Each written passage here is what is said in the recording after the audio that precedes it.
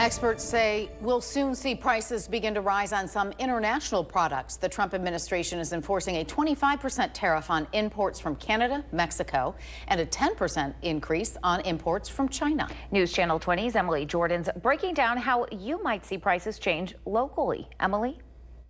The president of the Illinois Restaurant Association told me we'll soon see prices begin to rise on products like tequila, saying, for example, a $50 bottle of alcohol could increase to $62. But there's still uncertainty about how much prices will change.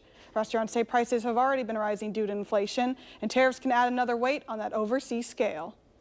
There's only two things you can do in the restaurant industry. You can control your labor costs and you can control your product costs. And when products go up, you raise the costs. Especially in Central Illinois, we're going to see a lot of the independent restaurants are going to get hit the hardest because they don't have the buying power as the chain restaurants.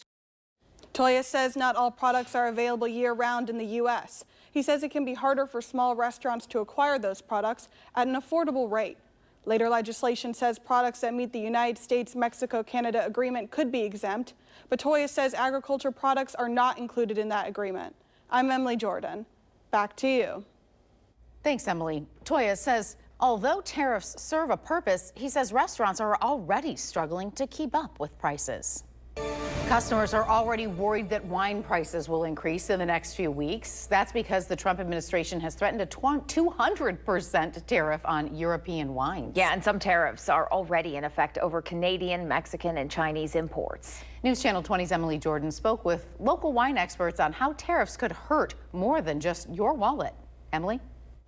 Many wine consumers say that every detail matters. When it comes to international wines, they say they're just not made the same.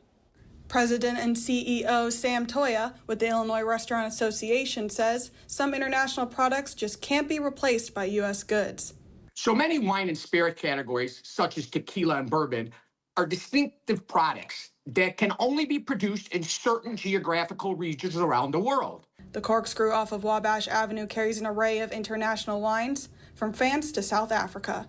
Co-owner David Anderson says for wine connoisseurs, little details matter. There's a difference in profile, flavor profile.